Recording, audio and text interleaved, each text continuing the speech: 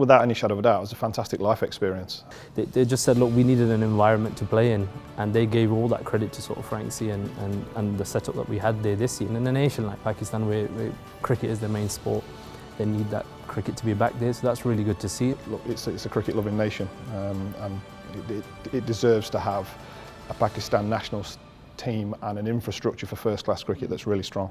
Paul, Bilal, welcome back to Trent Bridge. The best part of 3 months that you're away for in the end, and some silverware and some learnings, no doubt, to vindicate your time there. And we'll start with you, Paul. How was your time out in Pakistan with Central Punjab? It was brilliant. It was really, really good. Obviously, you get to a point where you believe you can win a competition.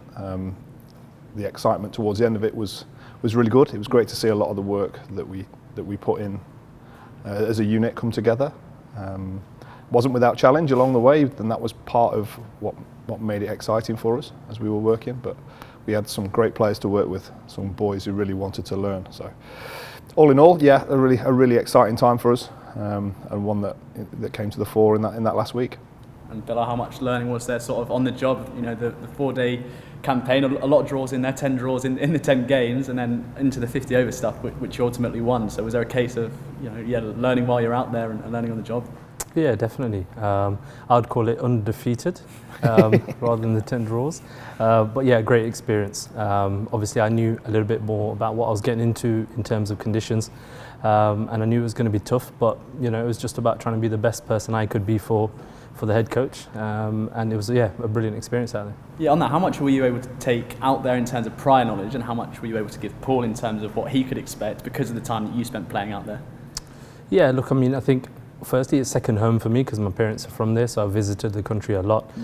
Some of the external stuff, that the noise maybe as such, I was quite familiar with, and playing out there, of course, as well. I've not been out there for about 6 or 7 years, and my first coaching role out there. But yeah, look, I was trying to just be as proactive as I could and share as much as the experience that I've had playing, to then make our coaching duties a little bit easier and just give as much info as I could.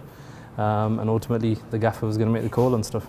Was it important that you sort of got to know the country and the city culturally as well as what was happening on the pitch as well, so that you could, I suppose, fit in and make your time there as enjoyable and there could be as much development as possible? Yeah, I think so. I tried to go in with an open mind. I didn't have any preconceived ideas about what we were getting into. He's very modest, I'll point out. His knowledge is far more ranging than he gives himself credit for, and that gave us a real head start on what we needed to do. It felt like the players were really engaged in a new coaching group, but that took probably 2 or 3 weeks, maybe a little bit longer. It's hard to put a time frame on before they really started to get used to us and how we wanted to operate and what we expected back from them. And watching that evolve was really encouraging, and we started to get them talking and get their ideas across, not just us telling them what to do and how they should do it. Trying to integrate them in the decision making, which I think probably hadn't been the case in the past, and so that was really satisfying to see that once they started to take control of things, we were just there helping them just to keep moving with it a little bit. So look, I think we learnt a lot, and it wasn't a case of us just, like I said before, really telling them. It was getting it out of them because they were the ones that were going to go out and play. And how do you go about building that rapport with them, building that relationship so that they can buy into what you're telling them, and equally, you're getting to know them as players as well? Yeah, slowly. It's not something that's you must do this now and this is how we're going to do it. It's once they realise that you've got them, and you're going to look after them and you're going to show them the level of respect and care that professional players need. It felt like that was a really strong starting point for us. Then we started to see performance, and then we started to see development, and then we started to see things special happen, special moments in games, significant partnerships, outstanding bowling performances, and it was like, right, this is exciting stuff starts to happen.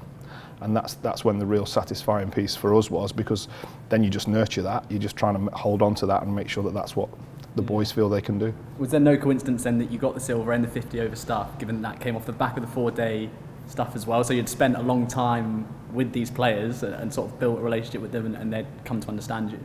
Yeah, look, definitely. I mean, firstly, we started off with a new group as well for the 1-day stuff, which Franksy ultimately picked, and that gave us a good place to start from, I think, because we had a fresh bunch of boys Some of them continued from the 4 days to stay into that one day squad. But yeah, look, I think some of the stuff that we were trying to implement from the 4 days, it started to show in the 1 days, and stuff, that real basic stuff that they weren't really used to maybe out there so much. And once that started to really show, you know, it was really exciting to see, just like Frankie said, sit back and watch it just sort of flourish. And there's some really, really talented players out there, and we just gave them an environment more so to really shine and show that, really. And a question for both of you, probably, obviously you saw success in terms of on the pitch, but you're on your own coaching journeys as well. How much has it helped develop you as people and as coaches? Yeah, well, without any shadow of a doubt, it was a fantastic life experience. I'd been to Pakistan before, albeit a long time ago. And a lot's happened in that part of the world that took cricket away from Pakistan for such a long time, which, when you think about it, is hard to believe when you see how many people actually play the game and the passion for the game that lives there. So it was great to go back and meet up with some old friends and go on a journey around the country again and see it for what it is, which is a cricket-loving nation. The more players that play the game, the better chance you have of producing great players. The systems that you operate within that then allow the players to find their way to the top. So that's, as Billy says, is like the journey that it feels like the PCB have got to go on. But the young players are there. They really are. There are lots of good players in the system. We had some really, really good passages of play where you watch the game and it's like, whoa, this is proper cricket. But look, it's a cricket-loving nation, and it deserves to have a Pakistan national team and an infrastructure for first-class cricket that's really strong. And Bilal, the same question to you on your own coaching journey, something that developed you, would you say? Yeah, no, definitely. I've been out there as a player, and it was totally different this time round. And you know, to work with Franks, who I've known for years, I think it was right, and I don't think I would have probably made the decision if it wasn't him in particular, because I thought we did a bit of work in the summer here for Notts, and you know, I know what I'm getting into, sort of thing. And so any challenges ahead, and I knew that we were going to face them out there, I felt that we had the right team to sort of challenge it. So I think it was the right decision, you know, going out there, and it's definitely you know, improved my ways of coaching and added things onto me. And it suits me in the winters more than summer. Yeah, and just a final question on your relationship. You know, you say Bilal's very humble, and you've spoken very eloquently about Paul, but was it important you did have a good relationship, I suppose, because you're spending so much time together, but also equally the impact that you were making on the field? Yeah, I think so. I think it showed the boys straight away that we were very much close and we were together. Yes, our own people, but we trusted each other and they could see that. It allowed Billy to do his thing and it allowed me to do my thing. I deliberately tried to get closer to the team than perhaps previous head coaches had. I think they'd been used to this gap of head coach sits over here, players and everybody else sits over there, which, you know, is not me. I tried to lighten that a little bit and get a little bit closer and let the boys feel like we got them. So, look, I think the subtle nature of how we operated suited both of us, and hopefully if that opportunity creates itself again, which it might, it's a fantastic opportunity and one that, you know, you'd be mad to turn down again.